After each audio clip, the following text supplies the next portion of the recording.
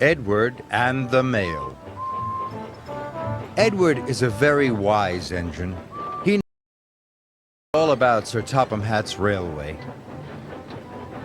He often works on the back engine.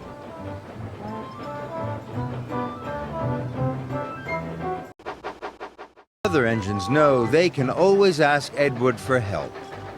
One morning, Sir Topham Hatt came to Tidmouth Sheds. "Percy has broken down. He's at the repair yard," boomed Sir Topham Hatt. "I need another engine to take the mail." "Edward can do it," chirped Emily. "Yes," huffed Henry. "Edward knows how to do everything." "Good idea," said Sir Topham Hatt. But Edward had never taken the mail before. Sir Topham Hatt told Edward to collect the parcels and deliver them, just like Percy. Edward wanted to ask how Percy would deliver the mail, but he didn't want to look silly.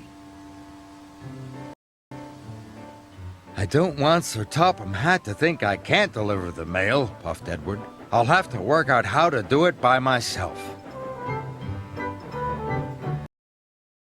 When Edward arrived at the mail depot, the station master was waiting for him. "Lots of parcels to deliver today," said the station master. "Some for Farmer McColl, some for the children's party at Maithwaite, and some more for the school." Edward didn't know which of the parcels to deliver first.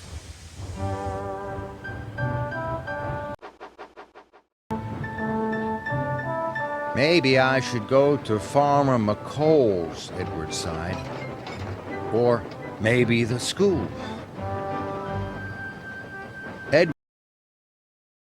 Edward puffed up to a junction. Thomas was waiting. "Hello, Edward," chuffed Thomas. "Are you delivering the mail today?" Yes," puffed Edward. "You'll be good at that," tooted Thomas. "You know how to do everything."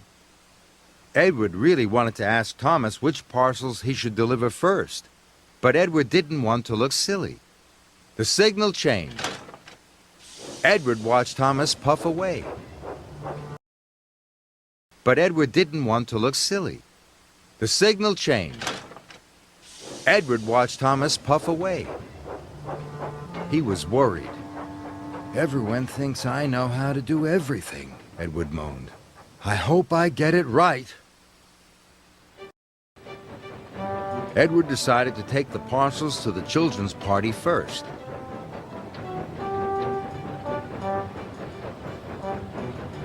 But Edward didn't know that Percy delivered the parcels in a special order. He accidentally left Farmer McColl's parcels with the children. And he whooshed away.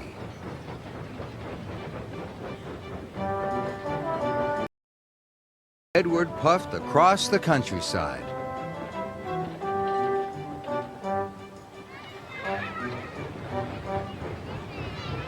He delivered some parcels to the school. Finally, he delivered the rest of the parcels to Farmer McColl.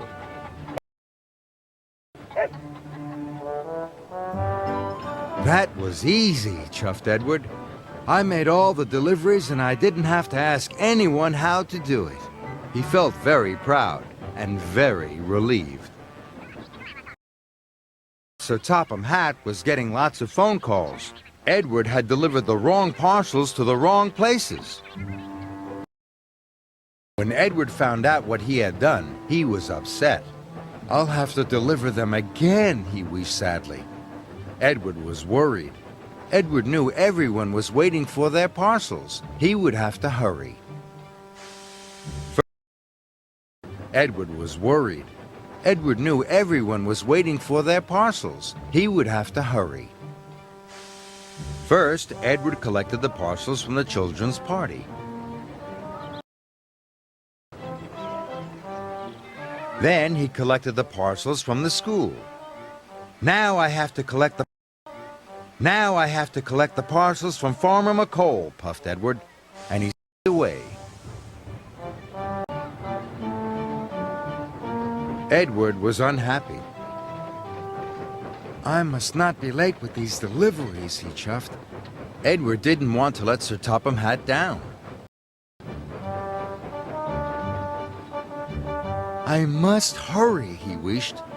Edward raced on. Mustn't be late, mustn't be late. But then, Edward had to stop at a junction. Mustn't be late. But then, Edward had to stop at a junction. He didn't know which was the fastest track to take to the farm. Edward was in such a rush, he didn't ask the signalman. "Stop!" shouted the signalman. "That track is closed!" It was too late. Edward rattled around the bend and straight into a barrier. Parcels flew everywhere. "I'll never deliver the parcels on time now," he moaned. Edward felt terrible. Soon the parcels were loaded back into Edward's trucks. Edward knew now he had to ask for help. "Find Percy. I will ask him what to do." So Edward steamed off to the repair yard.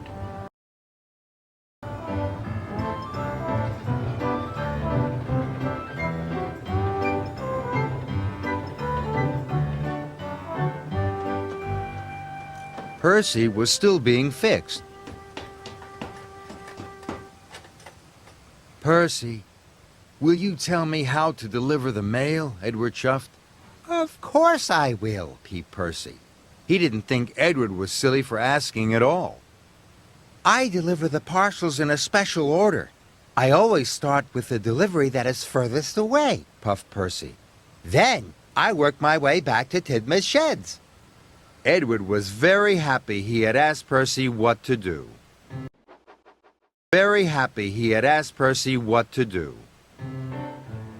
So Edward puffed across the island. Now he knew how to deliver all the parcels in the right order. So Edward puffed across the island. Now he knew how to deliver all the parcels in the right order. The children got their parcels in time for the party. The right parcels were delivered to the school, and Farmer was very pleased. Everyone was happy. Everyone knew Edward was a wise engine, but now Edward felt even wiser.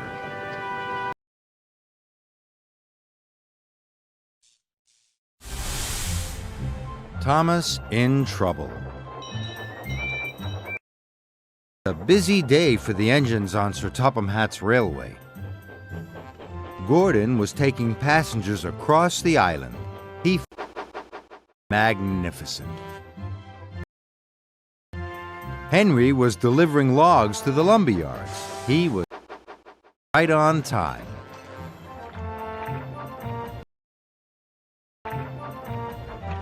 Percy was pleased to be pulling mail cars.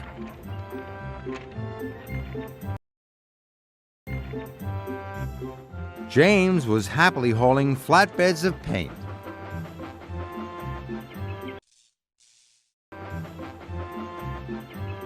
And Salty was carefully shunting wagons of fish at Brendam docks.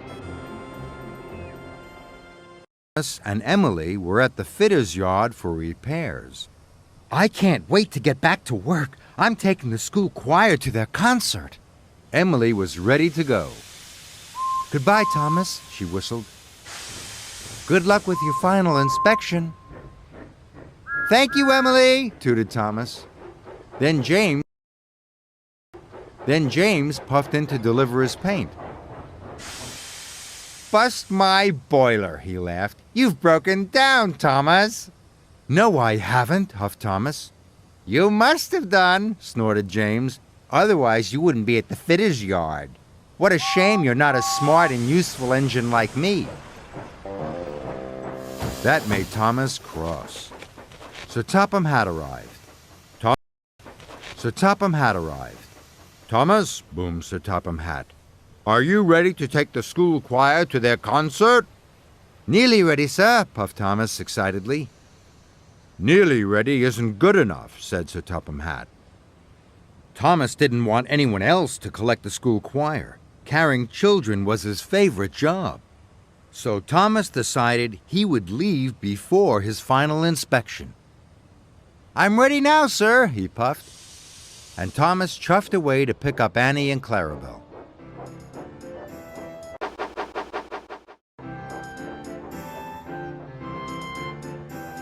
Thomas was puffing up the line. He began to make strange noises. Annie and Clarabelle knew something was wrong. Something's wrong, clackety-clong, clackety-clong. Something's wrong. But Thomas wasn't listening. The school choir cheered when they saw Thomas. All aboard! Chuffed Thomas cheerfully as he clankety-clonged into Knapford Station. Who is making that nasty noise? Wheezed Emily. Emily saw. Who is making that nasty noise? Wheezed Emily. Emily saw it was Thomas. Did you have your final inspection? Asked Emily. This made Thomas cross. I'm fine, he huffed, and he steamed away with the choir on board. Thomas rattled even more. Clackety-clong, clackety-clong. Later, Thomas had to stop at a signal. He was feeling hot and bothered. Toby saw that something was wrong with Thomas. Did you take on enough water at the fitter's yard? This made Thomas even more cross. There's nothing wrong with me. Just then, the signal changed. Thomas puffed away. Thomas was rattling and steaming more and more. Clackety-clong, clackety-clong.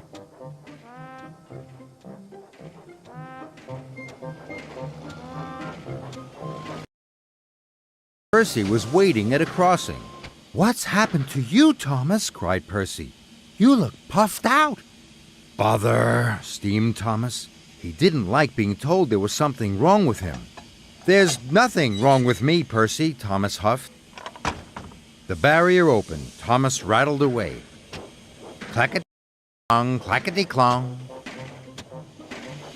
Then there was trouble. Began to chuff slower and slower.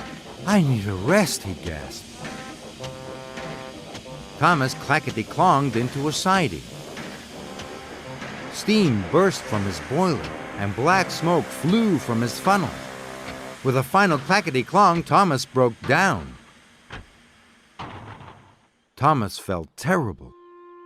The school choir began to sing to pass the time.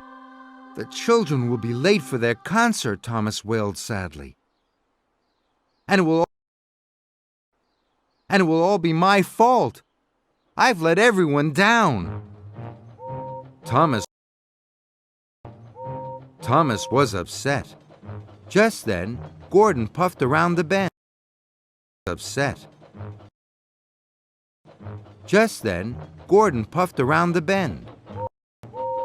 I've broken down, groaned Thomas. Sorry, Thomas, steamed Gordon. I'm a guaranteed connection. Now what am I going to do? Cried Thomas. He was worried. Then Thomas heard a whistle. It was James. If I ask James for help, he'll laugh at me again. But I don't want the children to miss their concert. So Thomas tooted as loud as he could toot. Stop! Bust my boiler, laughed James. I said you were a broken-down little engine. I am, sighed Thomas. So I need your help. Can you take the children to their concert? Thomas whistled. Now James didn't laugh at Thomas. He could see Thomas was in trouble, and he was happy to help his friend.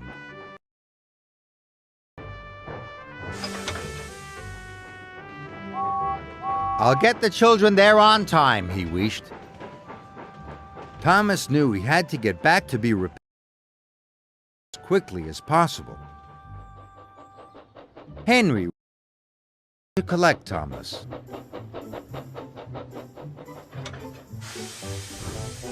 He soon buffered up and shunted Thomas to the fitter's yard.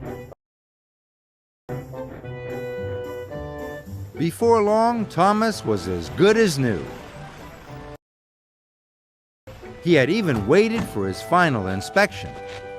Sir Thomas had arrived. You have been very patient, Thomas. I have a special job for you. You are to collect the choir and bring them home again. Thank you, sir, chuffed Thomas. He was delighted. Clangety-clong. Nothing is wrong, he laughed, and Thomas smiled all the way to the concert.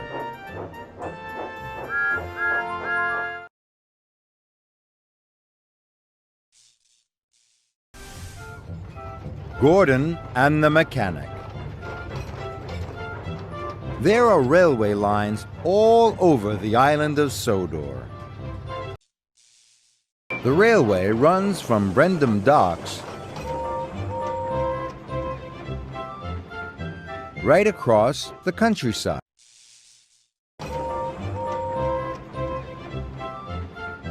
Right across the countryside.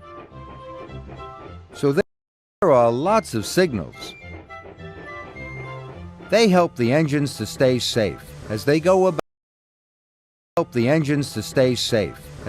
about their work.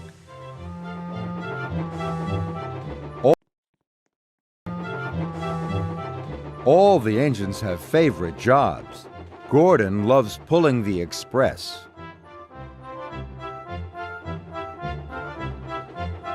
Gordon thinks it's the most important job on the island. Gordon thinks it's the most important job on the island. And Gordon likes to feel important.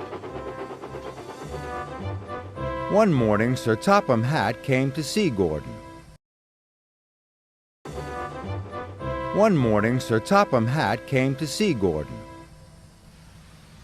Gordon, the points are broken, said Sir Topham Hatt. An important mechanic is coming to fix them. You are to collect him at Marin Station. Then take him to the points as quickly as possible. Don't worry, sir, chuffed Gordon. I'll get him to the points for you. All the other engines were stuck. They couldn't go anywhere until the points were fixed. Hurry up, Gordon! Hurry up, Gordon! They all had to wait as Gordon puffed grandly along the express line.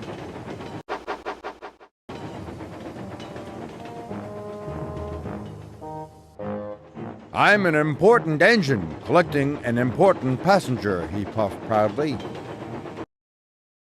To Marin Station.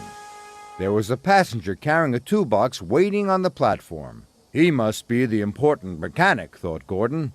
All aboard, he whistled, and the man with the toolbox climbed on board. Wait, said the station master. Bertie the bus is bringing more passengers. I can't wait, Gordon huffed. I have a very important passenger on board. I have to leave now. And he left.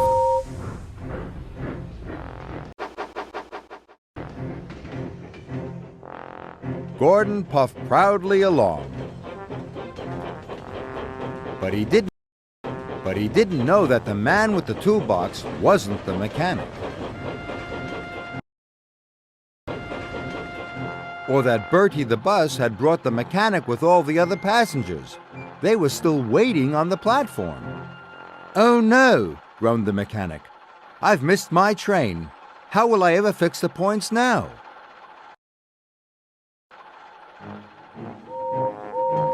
Gordon rattled past Donald.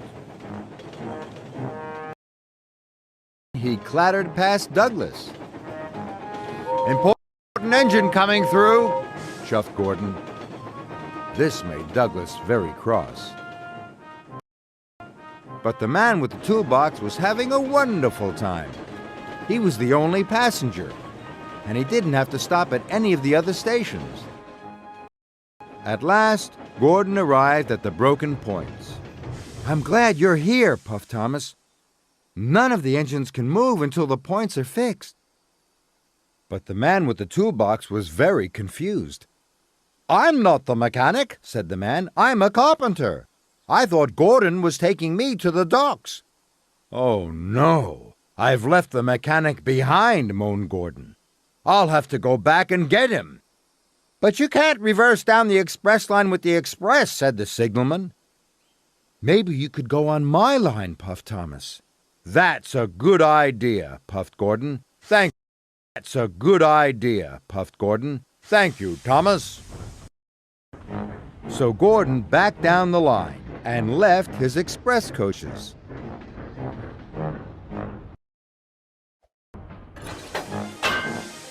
Then he steamed onto Thomas's track.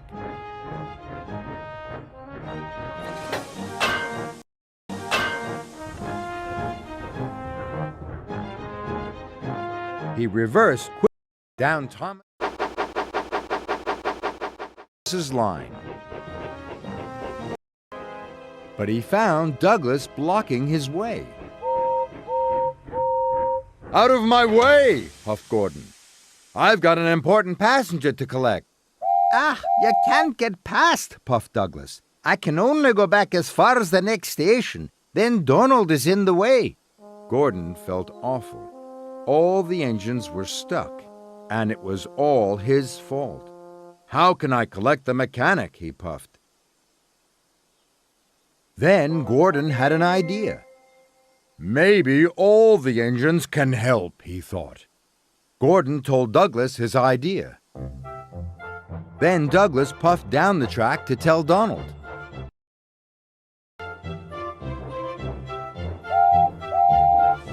"What a great plan," chuffed Donald. So Donald puffed back to collect the mechanic.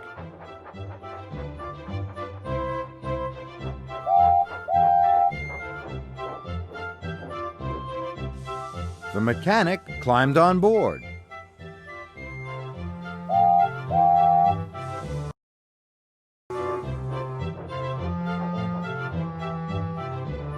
Then Donald chuffed back the line.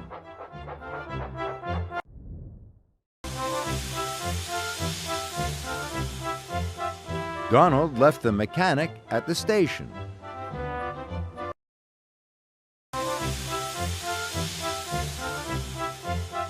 Donald left the mechanic at the station. Then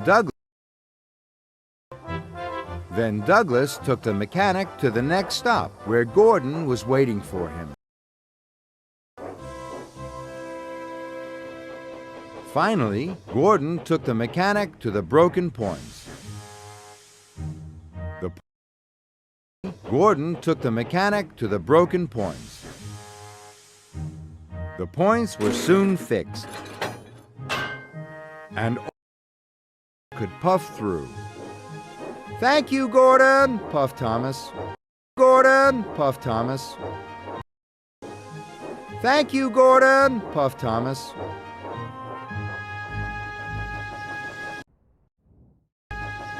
That evening, the railway was back to normal. "Thank you for helping me today," puffed Gordon. "Even an important engine like me needs help sometimes."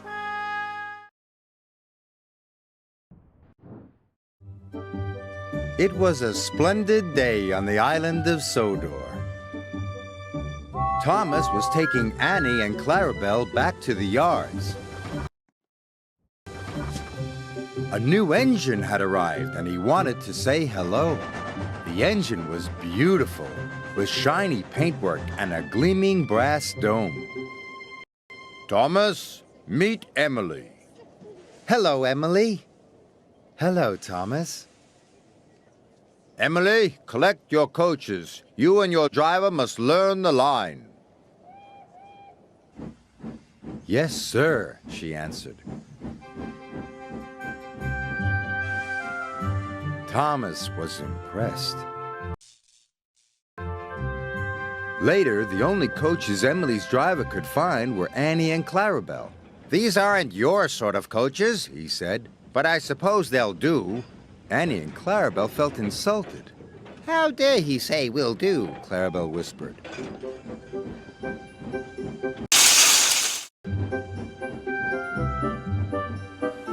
Emily puffed carefully along the track. "How dare he say we'll do? How dare he say we'll do?" grumbled the coaches. Thomas saw Emily coming down the line, pulling Annie and Clarabelle. "Hello, Thomas," Emily called. But Thomas was cross. "Those are my coaches. Give them back!" But Emily didn't hear Thomas, and she went on her way. Then Edward passed. And Percy. When Emily whistled hello, the engines didn't whistle back. Emily couldn't understand why they were so unfriendly. She was upset.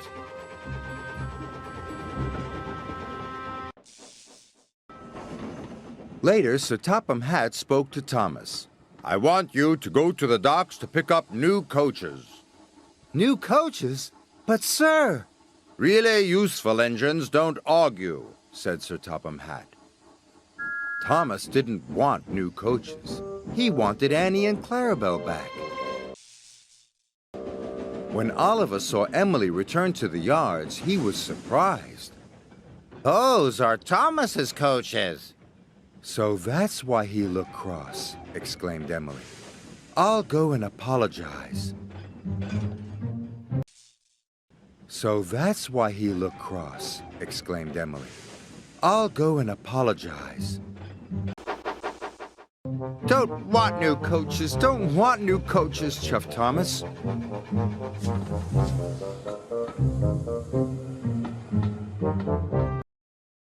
Later, Emily was still looking for Thomas when a signalman flagged her down. "Oliver hasn't cleared his signal box," he told Emily's driver. "Please go and see what's wrong."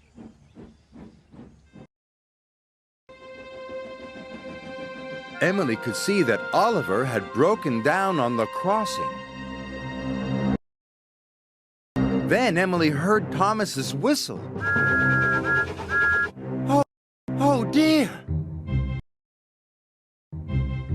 Thomas could see Oliver. He knew he could never stop in time. "Help!" Emily charged towards Oliver.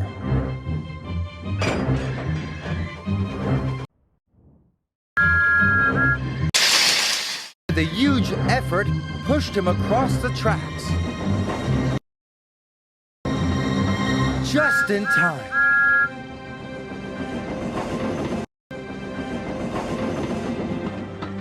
Thanks.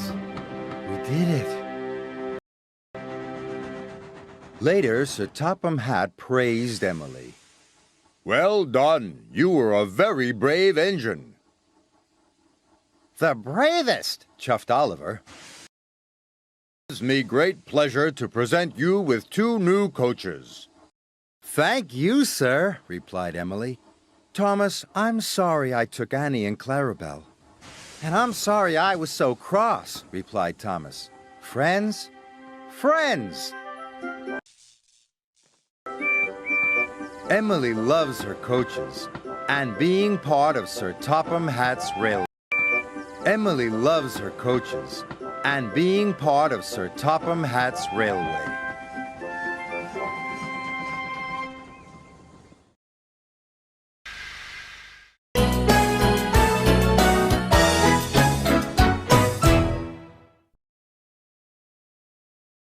Edward scolded the twins severely, but told Gordon it served him right. Gordon was furious. A few days later, some enthusiasts came. On their last afternoon, they went to the China Clay Works. Edward found it hard to start the heavy train. "Did you see him straining?" asked Henry. positively painful, remarked James. Just pathetic, grunted Gordon. He should give up and be preserved before it's too late. Shut up, burst out Duck. You're all jealous. Edward's better than any of you. You're right, Duck, said Boko. Edward's old, but he'll surprise us all. Bill and Ben were delighted with their visitors. They loved being photographed and took the party to the workings in a brake van special. On the way home, however, the weather changed. Wind and rain buffeted him. His standing gear failed, his wheels slipped. His fireman rode in front, dropping sand on the rails by hand. Come on! Come on! Come on! Panted Edward breathlessly. This is dreadful! But there was worse to come. Before his driver could check them, his wheels slipped fiercely again and again.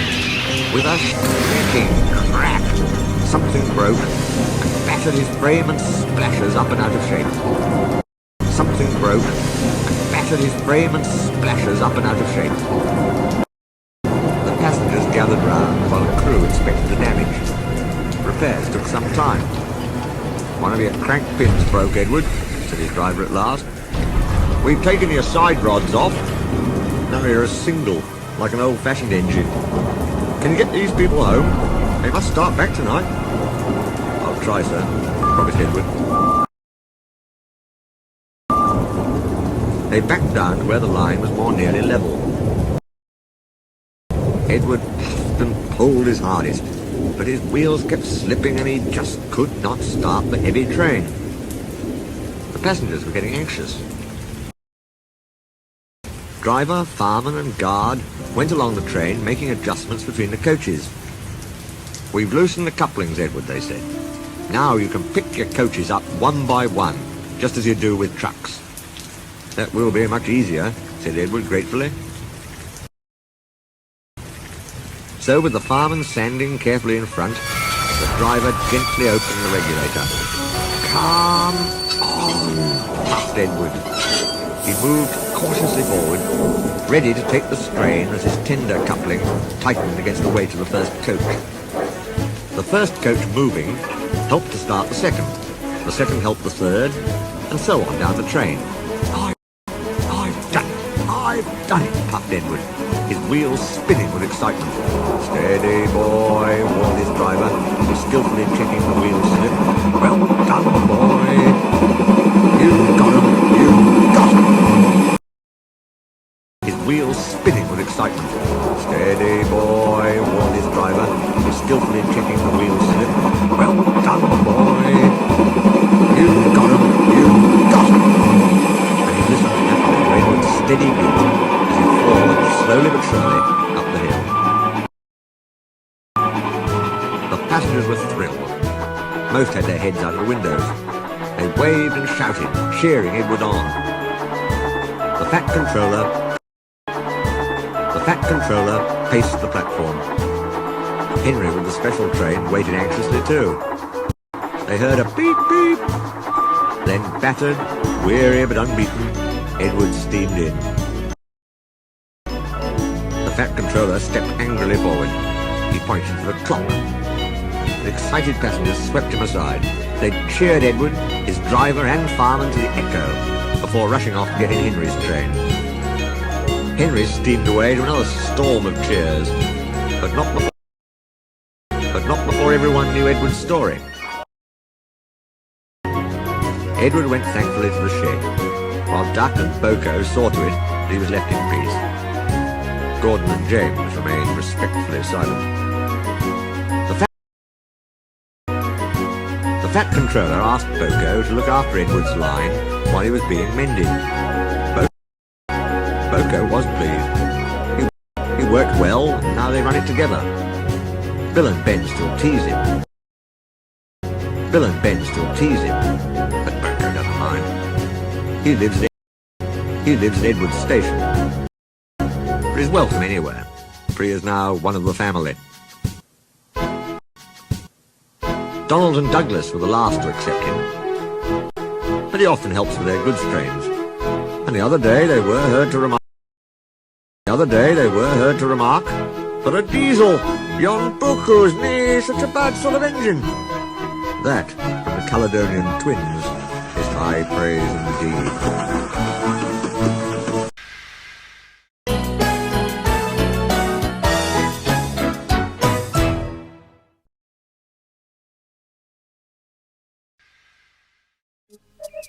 It was a beautiful morning on the island of Sodor. Thomas the Tank Engine's blue paint sparkled in the sunshine as he puffed happily along his branch line with Annie and Clarabelle. He was feeling very pleased with himself.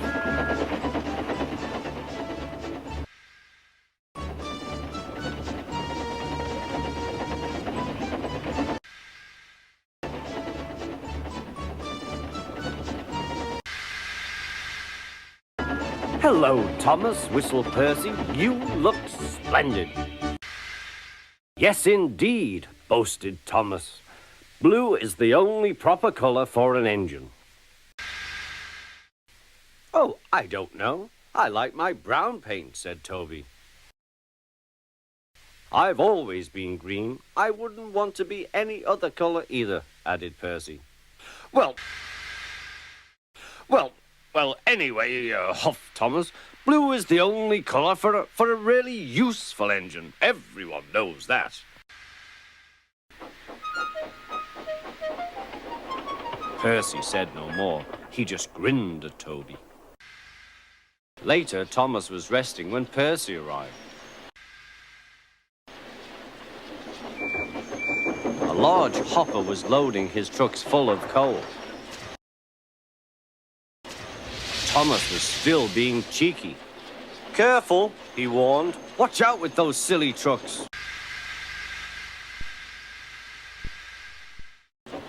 Go on, muttered the trucks. "And by the way," went on Thomas, "those buffers don't look very safe." The last load poured down. "Help! I'm choking!" cried Thomas. "Get me out!"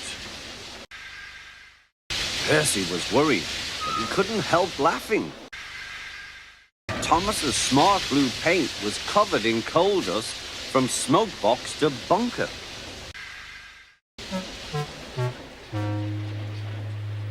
"Ha ha!" chuckled Percy. "You don't look really useful now, Thomas. You look really disgraceful." "I'm not disgraceful," choked Thomas. "You did that on purpose. Get me out."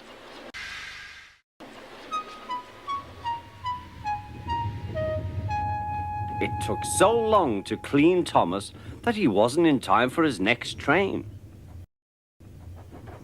Toby had to take Annie and Clarabelle. "Poor Thomas," whispered Annie to Clarabelle. They were most upset.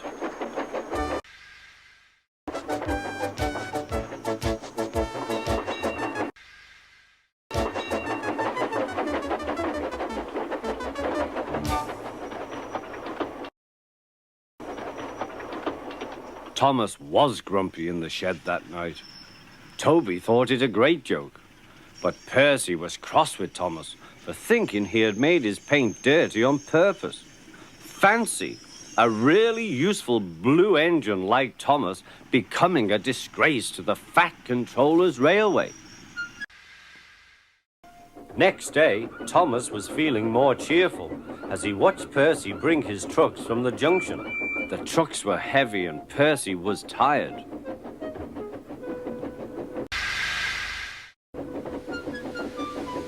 "Have a drink," said his driver, "then you'll feel better." The water column stood at the end of the siding with the unsafe buffers. Suddenly, Percy found that he couldn't stop. The buffers didn't stop him either. "Oh!" wailed Percy. "Help!" The buffers were broken and Percy was wheel-deep in coal. It was time for Thomas to leave. He had seen everything. Now Percy has learned his lesson too. he chuckled to himself.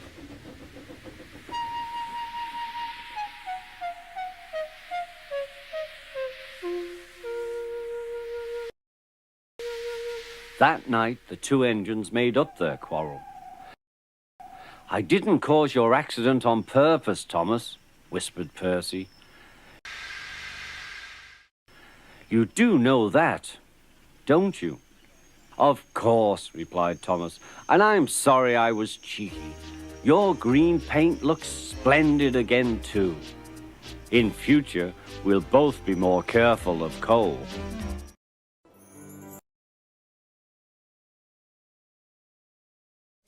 One day, James had to wait at the station till Edward and his train came in. This made him cross. "Late again?" Edward laughed, and James fumed away.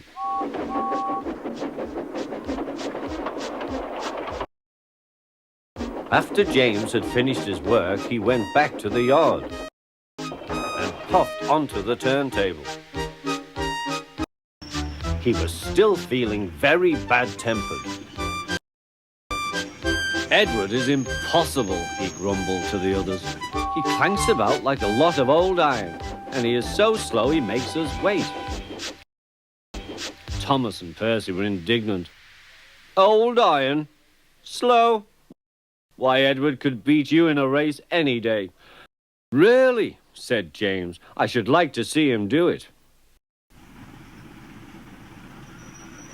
Next morning, James's driver was suddenly taken ill. He could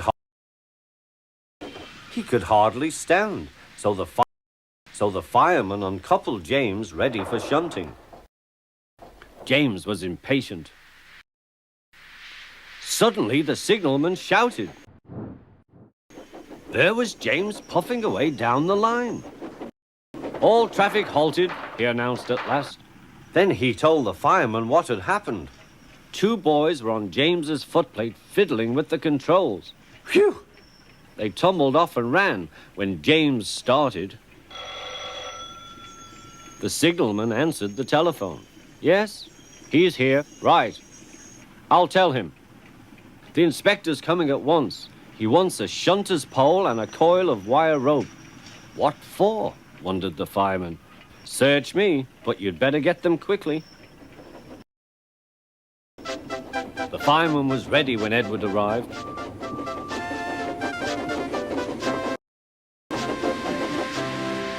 The inspector saw the pole and the rope. "Good man, jump in." "We'll catch him, we'll catch him," puffed Edward. James was laughing.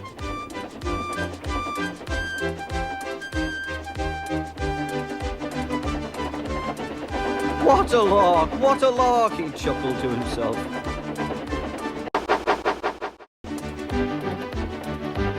Suddenly he was going faster and faster. He realized that he had no driver. "What shall I do? I can't stop! Help! Help!"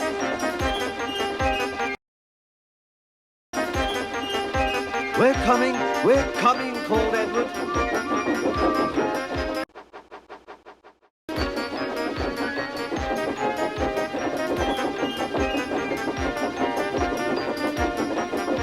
Edward was panting up behind with every ounce of steam he had. At last he caught up with James.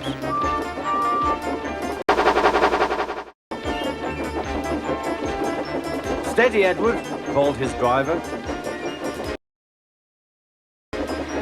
The inspector stood on Edward's front, holding a noose of rope in the crook of the shunter's pole. He was trying to slip it over James's buffer.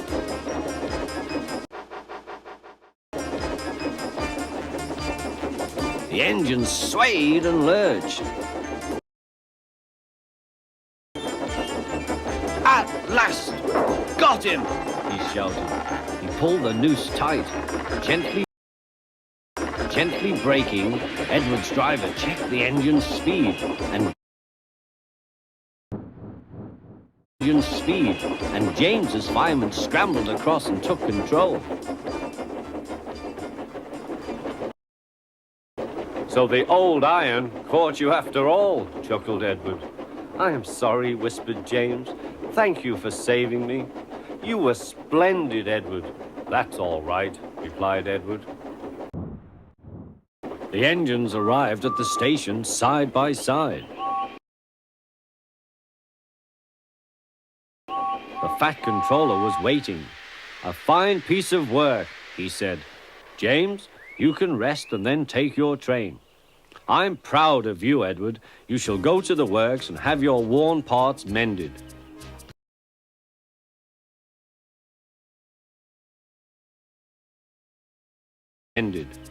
Oh, thank you, sir, said Edward. It'll be lovely not to clank.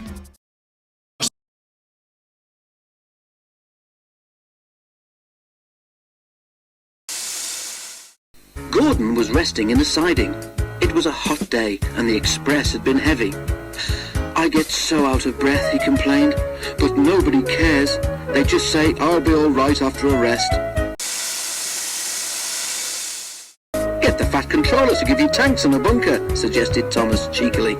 You'll feel a new engine. We tank engines never get out of breath, you know. Perhaps it was lucky for Thomas that poor Gordon hadn't the energy to reply.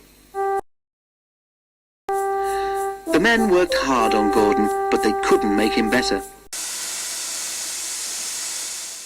You need new tubes, Gordon, they said.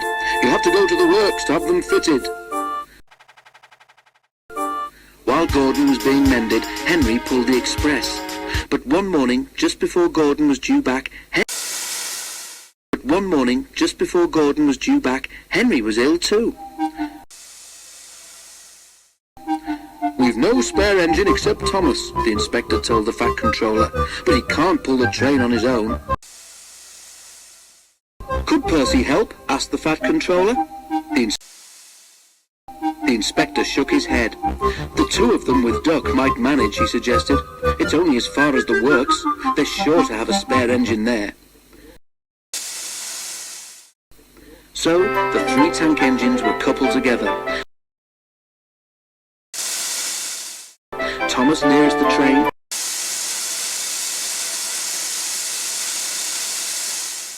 Duck in the middle, and Percy at the front. Then, slowly, they started. Come on, fussed Percy importantly. We're doing it, puffed Duck. Pull harder, rumbled Thomas to the others. The heavy train drew out of the platform.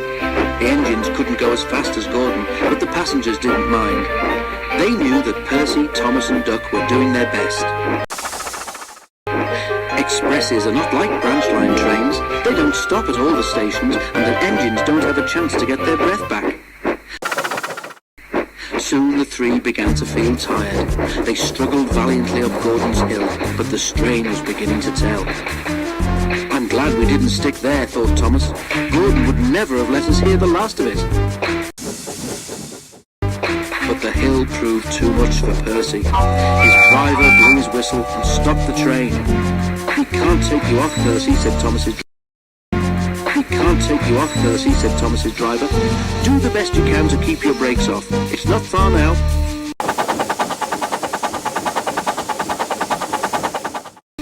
This made things harder for the other two, but they struggled gamely on, twin columns of steam shooting high into the air. We're nearly there, puffed Thomas and Duck together as they summoned a last brave effort. Poor Percy had no steam left to say anything. They were just passing the works when Duck found he could go no further. Thomas could not pull the heavy train on his own, and the cavalcade came to a standstill a few yards short of the station platform. And there, standing watching from the works siding, stood Gordon. The Fat Controller, who'd been on the train, told the three engines he was proud of them. You did very well to get so far, he said, and now you deserve a rest. Duck Percy and Thomas were uncoupled, and a new engine took their place. As the tank engines moved wearily away, Gordon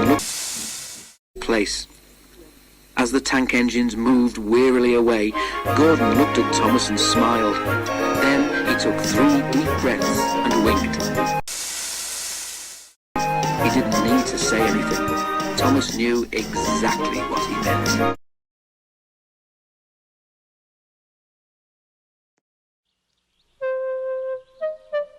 One day, Edward was in the shed where he lived with the other engines. They were all bigger than Edward and boasted about it.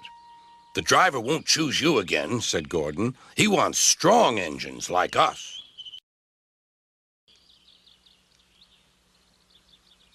But the driver and fireman felt sorry for Edward. "Would you like to come out today?" "Oh, yes, please," said Edward.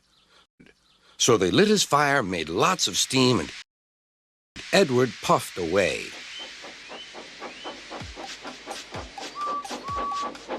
The other engines were very cross at being left behind.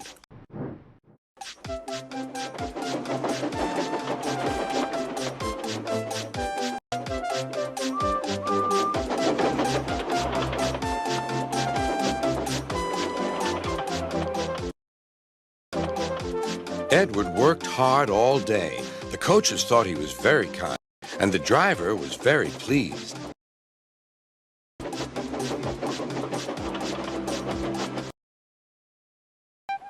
"I'm going out again tomorrow," Edward told the other engines that night. "What do you think of that?" But he didn't hear what they thought, for he was so tired and happy that he fell asleep at once. Next morning, Edward woke up to find nothing had changed. Gordon was still boasting. "You watch me, little Edward, as I rush through with the express. That will be a splendid sight for you." "Goodbye, little Edward. Look out for me this afternoon."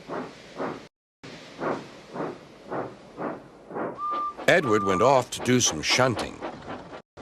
He liked shunting. It was fun playing with freight cars. He would come up quietly and give them a push.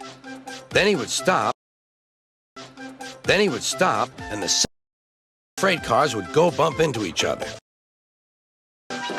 "Oh!" they cried. "Whatever is happening?"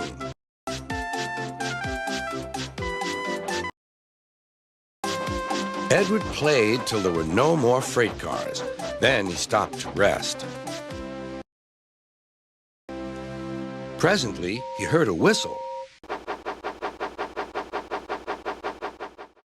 Gordon was cross. Instead of nice shining coaches, he was pulling a dirty freight train. "A freight train, a freight train, a freight train," he grumbled.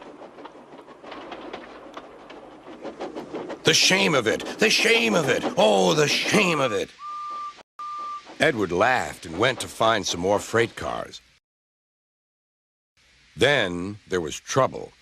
"Gordon can't get up the hill," the porter called to Edward's driver. "Will you take Edward and push him, please?"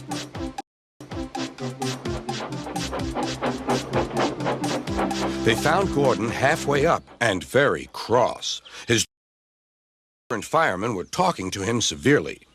"You're not trying." "I can't do it," said Gordon. "The noisy freight cars hold an engine back so." Edward's driver came up. "We've come to push." "No use at all," said Gordon. "You wait and see," replied Edward's driver. They brought the train back to the bottom of the hill.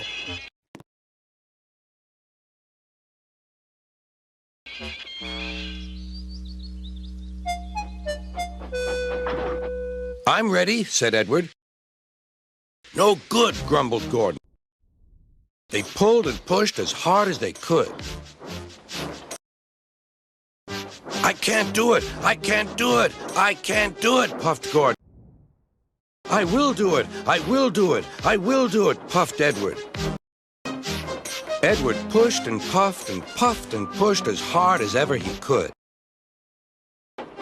And almost before he realized it, Gordon found himself at the top of the hill. "I've done it! I've done it! I've done it! I've done it!" he said proudly.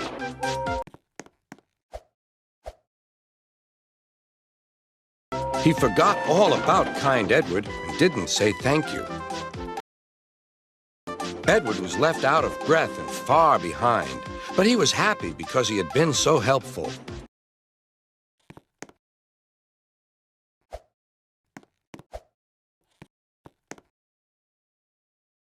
At the next station, he found that the driver and fireman were very pleased with him. The fireman gave him a nice long drink, and the driver said, "I'll get out my paint tomorrow and give you a beautiful coat of blue with red stripes. Then you'll be the smartest engine in the shed."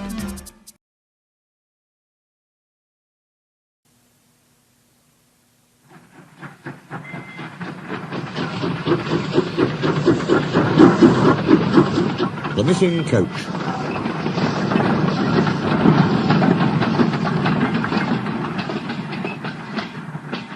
Soon workmen came to give the twins their numbers. Donald was 9 and Douglas 10. When the men went away, they were left alone in the shed. "You may have noticed, Dougie, that yon painters forgot something." "What did they forget?" "They painted braw new numbers on our tenders, but they put none on us." Donald winked broadly at his twin. "You mean," grinned Douglas, "that we can—" "Just that," chuckled Donald. "Who'd you wished? Here's the inspector." Smiled the inspector. "Here's Duck. He'll show you round before you start work." They tackled goods trains and coaches easily. For once the twins had shunted them, trucks knew better. The twins enjoyed themselves, and were soon friends with Duck. They didn't mind what they did. They tackled goods trains and coaches easily. For once the twins had shunted them, trucks knew better than to try any tricks. "We like it fine here," said Donald. "That's good," smiled Duck. "But take my tip. Watch out for Gordon, Henry and James. They're sure to try some nonsense." "Gin a fash yourself," chuckled Douglas. "We'll soon settle them." Donald and Douglas had deep-toned whistles. "They sound like buses," said Gordon. "Or ships," sniggered Henry. "Tugboat Annie," laughed Gordon. "Ha, ha, ha." Donald and Douglas cruised quietly up, one on each side. "You wouldn't be making fun of us, would you now?" asked Donald. Gordon and Henry jumped. They glanced nervously from side to side. "No," said Gordon. No, certainly not," said Henry. "That's fine," said Douglas. "Now just mind the both of you, and keep it that way." That was the way Gordon and Henry kept it. Every day, punctually at 3:30, Gordon steams in with the express. It is called the Wild Nor'Wester, and is full of people from England, Wales and Scotland. There is also a special coach for passengers travelling to places on Thomas's branch line. When the other coaches are taken away empty, engines have to shunt the special coach to the bay platform. It doesn't wait there long. Thomas, with Annie and Clarabelle, comes hurrying from the junction to fetch it. Thomas is very proud of his special coach. At noon, Douglas helped Duck in the yard, while Donald waited to take a goods train to the other end of the line. As Duck was busy arranging Donald's trucks, Douglas offered to take away Gordon's coaches. Douglas was enjoying himself when an awful thought struck him. "I hope the Fat Controller doesn't find out I shouldn't be here. I couldn't abide going back." He worried so much over this that he forgot about Thomas's special coach. He pushed it with the others into the carriage siding, stumbled along to join Donald at the water column. Went Thomas scampered by, whistling cheerfully. Soon Thomas came fussing. "Where's my coach? Where's my coach?" asked Donald. "What coach?" "My special coach that Gordon brings for me. It's gone. I must find it." He bustled away. "Sick," said Douglas. "I'm on a stowed the special coach with the others." "You see that?" exclaimed Donald's driver.